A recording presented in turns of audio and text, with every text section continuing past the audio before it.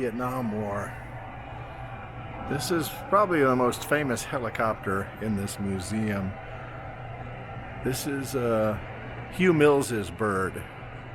And Hugh Mills was a helicopter pilot in Vietnam, and he wrote the kind of the definitive book on being a helicopter pilot in Vietnam, Low Level Hell. A lot of other books have come out since and before, but that was kind of the book that started it all, for lack of a better term. And here the Miss Claude is flying over a crashed UH-1 doing a rescue. We'll pick this up from another angle. Coming back around, and there it is again, Hugh Mills's OH-6. Note the way the fuselage looks like an egg, very egg-shaped, and he had a very distinct tiger mouth, shark's mouth, I guess, painted there on the undercarriage of it, the underside. And that is a proper Vietnam War era, 4 blades, and then the 45-degree angles on the horizontal control surfaces coming off the tail. The little bird later on, even though it was still a similar aircraft, went to a 5-blade and then redesigned the tail surfaces. And he's got a minigun mounted over here. That was one of his big fights, is he wanted a minigun, and his superiors said, you know, this was an observation helicopter, a scout. They didn't need a minigun on it, but they had received minigun kits to put on these aircraft at the time, and by golly, he fought for a minigun on his, and you can see he got it. Speaking of miniguns, we'll look at one here on this UH-1 Charlie. A nice close-up of a minigun and a rocket pod, and in here follow the ammo chute, and you have the ammo racks for the to feed the miniguns. And what looks like just one big bent seed is actually several ammo cans. Can't imagine the intricacy of packing the cartridges in there so they can feed through this chute out to this gun without jamming. Had to have been quite a feat. The Charlie model is most recognizable for having one big window here. It was not stretched like the troop carriers were. That had a little, we'll look at one here shortly. There's one in a diorama, and we'll see the difference. So here's a Charlie model, single window on the sliding door, and notice the layout of the cargo compartment is a little bit different. This is the Mad Dog, and he appears to be mad. The Tale of the Mad Dog, worth reading.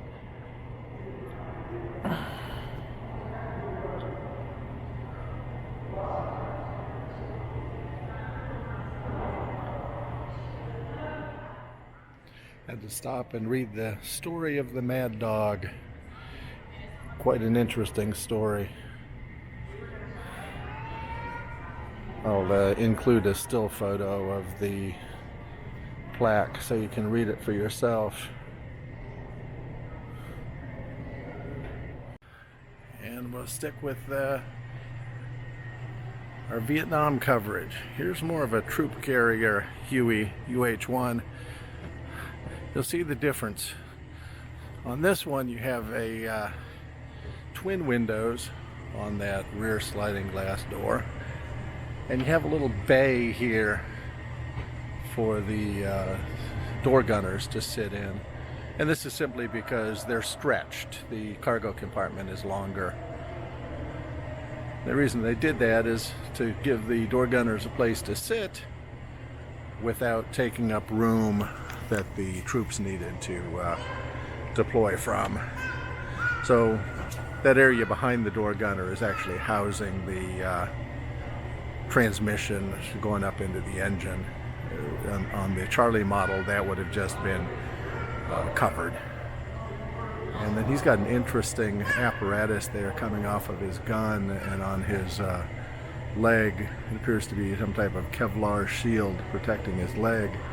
I'm not sure if that's strapped onto his leg or part of the gun, but it appears to be body armor. It appears to be strapped to his leg. Then we have some troops deploying out of the bird. Their attire is proper for the Vietnam War. Early M16s, although that one does have a forward assist on it. I'm not sure if that was proper. Anybody that knows if early M16s had a forward assist, let me know. I did not think that they did. So these might be a little bit later in the war. He needs to get his muzzle out of the dirt. And we have some soldiers down here scrambling, getting out of the helo. We'll do a quick walk around.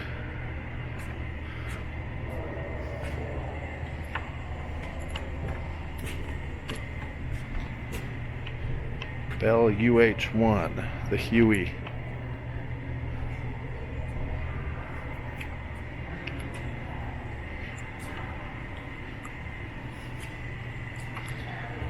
More soldiers up here, haven't deployed yet. Two sitting ready to jump, and then another door gunner. He does not have the armor strapped to his leg. And notice the way that the M60s were basically just dangling on bungee cords. I guess that's so they gave them complete mobility for the gun. They weren't constrained by having a fixed mounting system on them. I like the way they have this thing mounted. Remember, helicopters are very, very light, so that may not even have an engine in it, which would reduce the weight even more.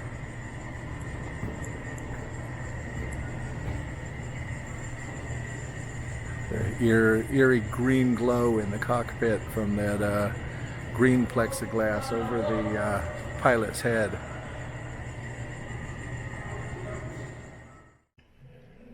Still continuing with Vietnam. Now we're heading up to the observation deck. Probably give us a better view of some of the birds hanging from the ceiling. Matter of fact, I'm going to flip us around so you can see what I'm seeing.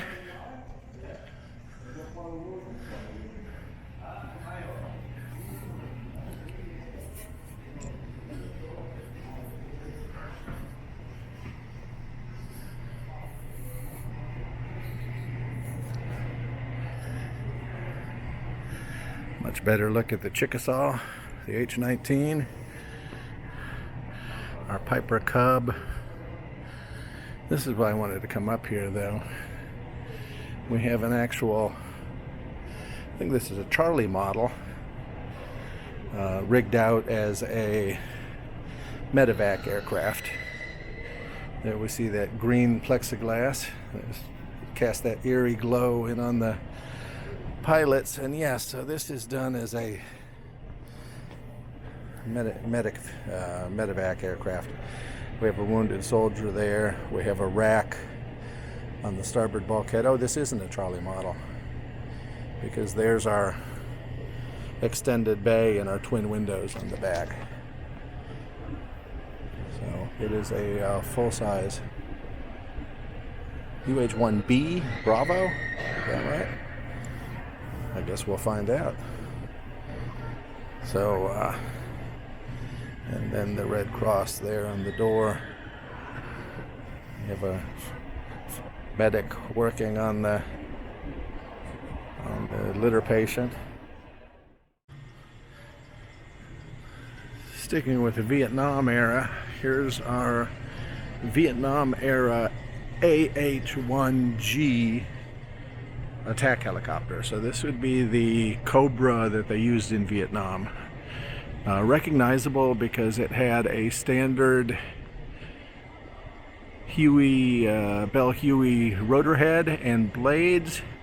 It had a rounded cockpit, and then the turret underneath the belly. Not only was it faired in, but the armament on it was fairly standard. It either had a minigun or a minigun and a grenade launcher.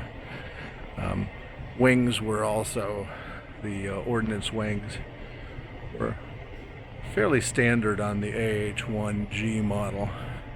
Then we'll come down here to a modern attack helicopter. I don't want to jump on which model this is, but we'll notice that the rotor blades are a little bit different. They're clipped at the ends. The ordnance pylons are a little bit different. The cockpit is now squared, vice rounded, like it was in the earlier AH-1G model. The nose, we have a area cut away for the sight, and then the armament on the bottom is no longer faired and is completely different cannon involved. Mannequin, War on Terror, Gulf War era.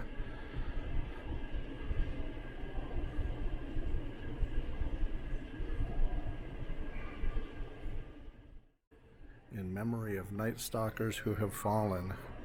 1980 being the first, 2018 being the last.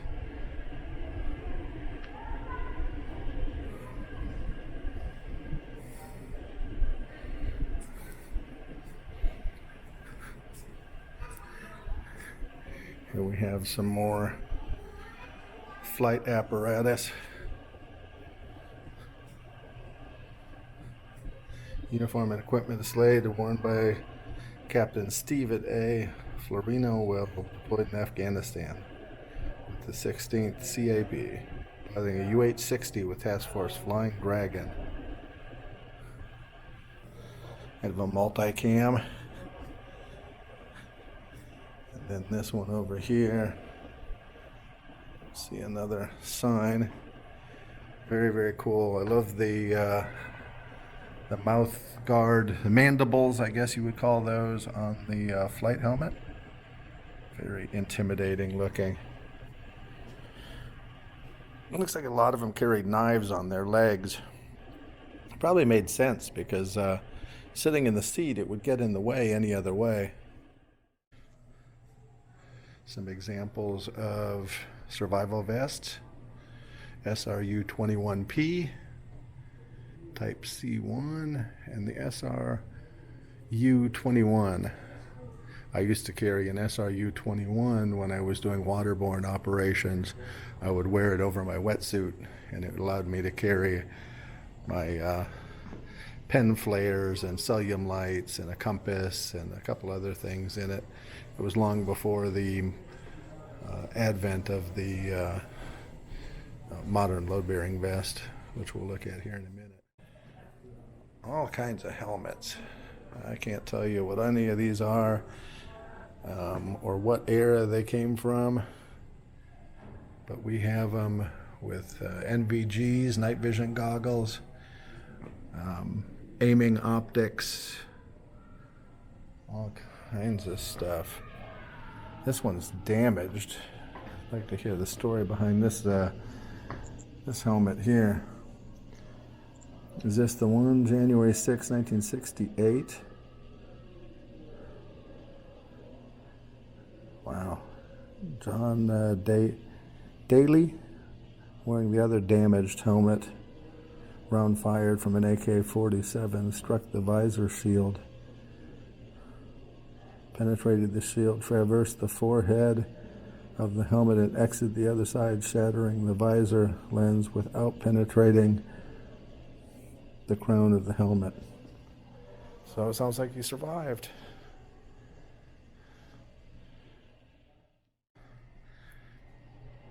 The movie, The Blackhawk Down. Hollywood gets it right. Talking about, I guess the Army Air community thinks that they did a good job on that movie. So 2 thumbs up to the movie producers of Blackhawk Down. Bullet hole through this ammo can. Ammo came aboard the CH-47 Razor 3 Operation Anaconda. RPG rocket struck the aircraft, passed through this ammo can, and exited out the other side of the aircraft without detonating. He boarded the mission and was performing evasive maneuvers to avoid hostile fire, and Navy SEAL CPO Neil Roberts fell from the aircraft and died during the flight. The ridge line was later named Roberts Ridge in the honor of the Navy SEAL who perished.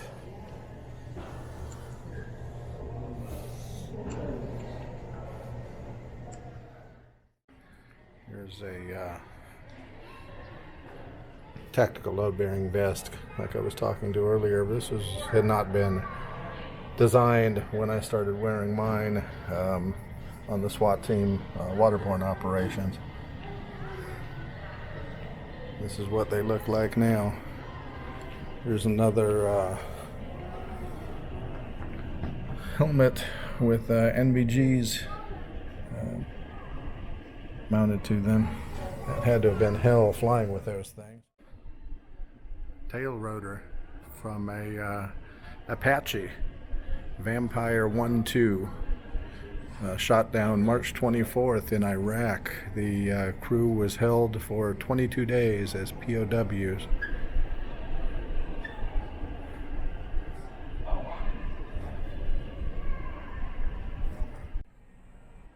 Zoom in on this painting. Vietnam War, calling in for a helicopter evac, obviously.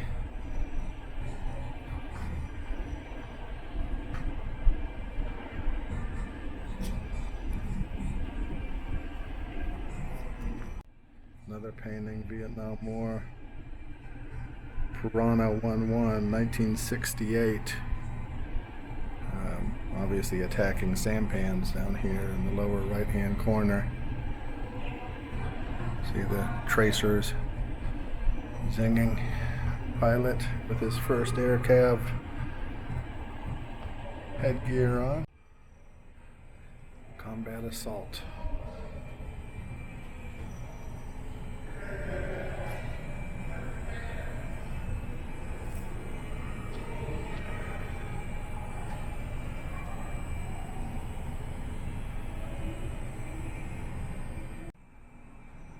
There's too many paintings up here in the upper part of the gallery to go through them all. So I'm just gonna walk and give a sweep.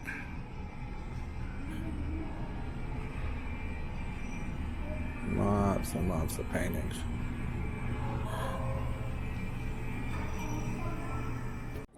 I've always liked this at the entrance, the atrium.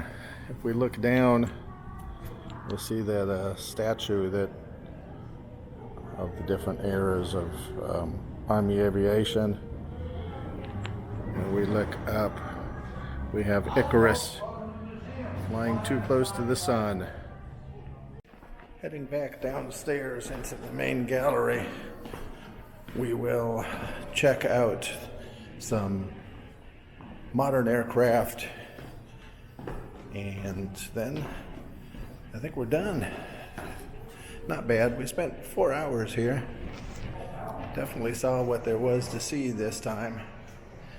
Didn't skimp on any time here. This is kind of in the middle of everything, and looking at the combat rescue helicopters, it actually makes a lot of sense. So here we have a combat rescueman working on a patient.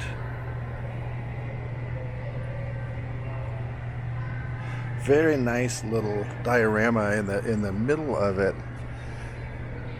PFC Troy Halfhill graduated AIT Advanced Individual Training in 2003 as an EMT certified combat medic, deployed to Iraq. This is interesting. I just kind of passed this by until I gave it a better look. It's a rescue hoist. I'm not sure what bird this one would be fitted to. It's very, very modern. Possibly a Blackhawk or something like that. And we're back looking at the AH-1 Charlie. So this is a Charlie model. I was thinking it was a whiskey model. They changed fairly rapidly. Some other stuff that they changed. We have a wind sensor on that pylon coming out from the starboard side of the middle of the cockpit. So that was unique. And then a way to recognize a lot of the birds post-Vietnam is a lot of them had this wire cutter up here. So this one has a wire cutter on it.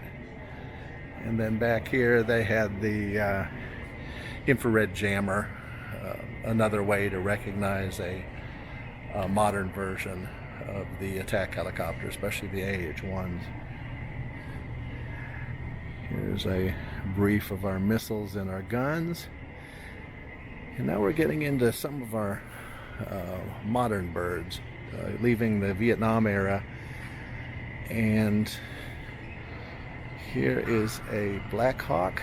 I'm guessing this is a pave hawk because it's so heavy with sensors on the front.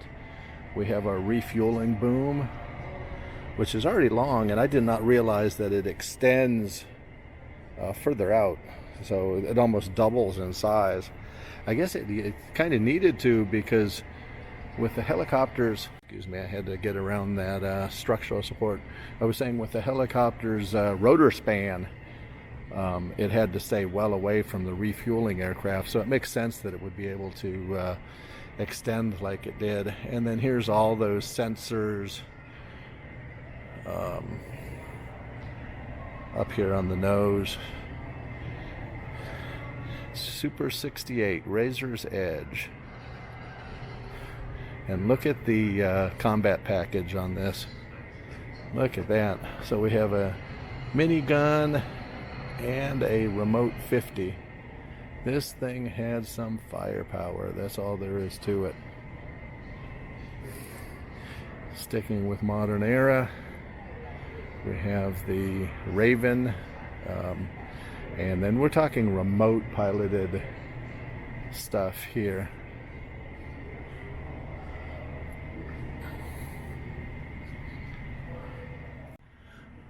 We looked at the Blackhawk earlier, talking modern birds post-Vietnam, and that'll put us over here to the Kiowa Warrior, the OH-58, this being an OH-58 Delta model. I think Delta is mostly because of the electronics it carried. So, and then up there on the top we see a targeting pod up on the top of the rotor head, which would laser designate targets for attack helicopters to fly in and attack. The OH-58 being a militarized Bell Jet Ranger. So if you recognize the airframe, it dates all the way back from the 60s.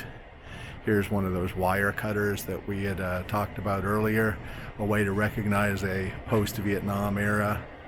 So it would feed the wire up into here, and those razors up in there would shear it. Did they work? I guess. This one would protect the landing skids from getting snagged, and the one up there above the cockpit would protect anything that struck between the rotor and the cockpit. Not sure if they would actually function I have to see if I can find any details of the wire cutters actually working. And a mannequin of Christopher Petty, while deployed in Afghanistan. Again, multicam. This is interesting. Field expedient repair on a tail boom. They used aluminum from a Coke can to fix it. The beauty is, here's the actual tail boom. They've taken it off the helicopter and affixed it to this pylon. And there is, although faded, there's our Coca-Cola can patch. How's that for field expedient repair? And another mannequin, this time of a Kiowa pilot, Michael Mogg, Chief Warrant Officer 4.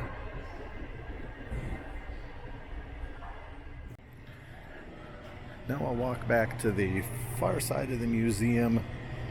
We've talked about most of our military birds. We're going to look at a couple of experimentals and helicopters that really didn't take off, so to speak, and or helicopters that had a specialized mission. I know that the presidential Choctaw is back here, and we'll take a quick look at it. And then some of the others were prototypes.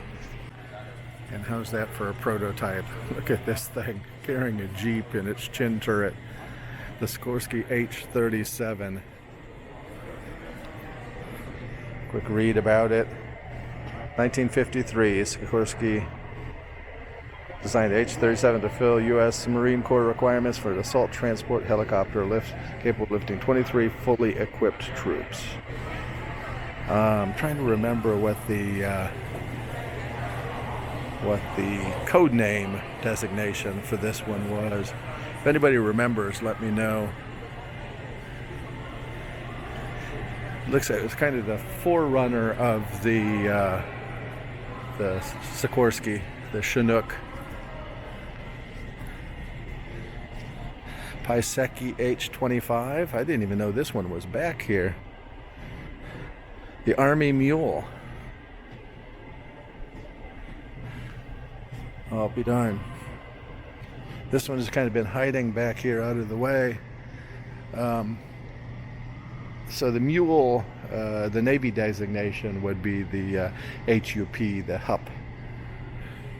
So they're very common helicopter. And here's another one of our Chinooks. This one looks like we can actually walk through. We'll walk up the tail ramp. Sorry if we're getting dark.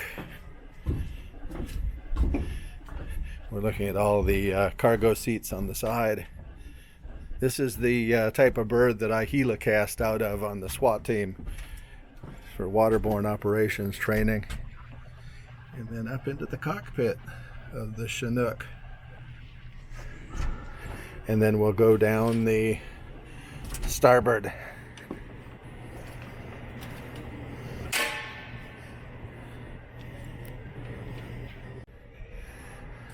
Dead ahead is the Flying Banana. The nickname for this bird here because it had a huge banana shape. Hold the banana up on end. You had one blade there aft and one up here. So, and there it is, the Paiseki CH-21. Welcome. RA-866 Comanche, another bird that never really took off, although it should have, because look how cool this thing was. Beautiful looking package. This was first flight in 1999. State-of-the-art flight controls.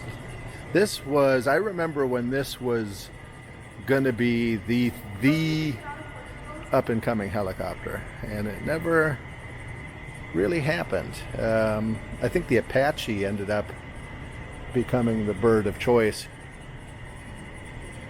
Some details on the Comanche hiding back there. Unfortunately, it's hiding behind the flying banana. Well, that was it. The U.S. Army Aviation Museum, mostly helicopters, in Fort Rucker, Alabama. It's actually on base, by the way. If somebody plans on visiting this, you have to get a pass to get on base. So don't come armed. I've had that lesson trying to get onto the museum in Pensacola. Unfortunately, being a retired cop, I always travel armed. So when I do these tours, I have to make sure that I'm not. So I hope you enjoyed this tour, and we're going to hit the road. And speaking of Pensacola, we're going to drive down to Pensacola and hit the Naval Aviation Museum tomorrow morning, and then, God willing, and the creek don't rise, the battleship Alabama the day after. So, for the Tour Eclectic, signing off.